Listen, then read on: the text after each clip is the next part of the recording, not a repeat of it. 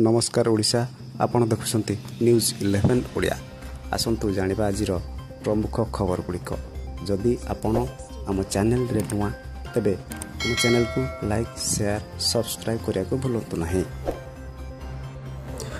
कर्नाटक माटीरू गर्जिले मोदी देशर कौनसी भल काम कांग्रेस को भल लागुनी बोली से कहिसंती। नियमित भावे प्रचार अभियान को जोरदार करुवा बेले आज एठारे निर्वाचनी प्रचार रे मोदी जोग देइछंती। बोमा पकाई विमान बंदर को उड़ाई देबा को धमक, सुरक्षा कड़ाकड़ी।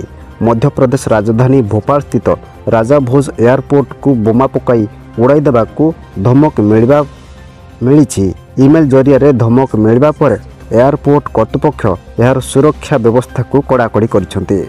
भुवनेश्वर विमान बंदर रे लगेज स्कानिंग बेले 75 लाख रु ऊर्ध्व टंका जबत। एथिरे 2 जन को पुलिस अटक रखी तदंत आरंभ करिछि।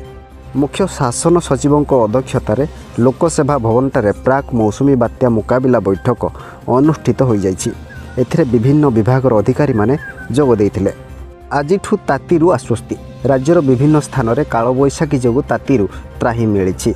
पाणीपाग पूर्वानुमान आजिठु ग्रीष्म प्रवाहरु मिलिछि आश्वस्ति। आसंता 12 तारिख पर्यंत ग्रीष्म प्रवाहर संभावना नहीं। आजिठु कालबैशाखीर संभावना बढ़िछि।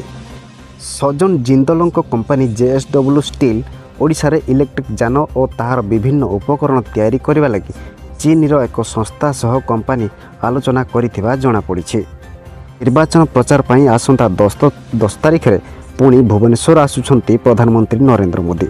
से मास्टर कैंटीन रु बाणी विहार जाए करिबे रोड शो। 50 प्लाटून पुलिस सह 350 ऑफिसर को मुतयन करा जियो बोली जणा पड़िछि।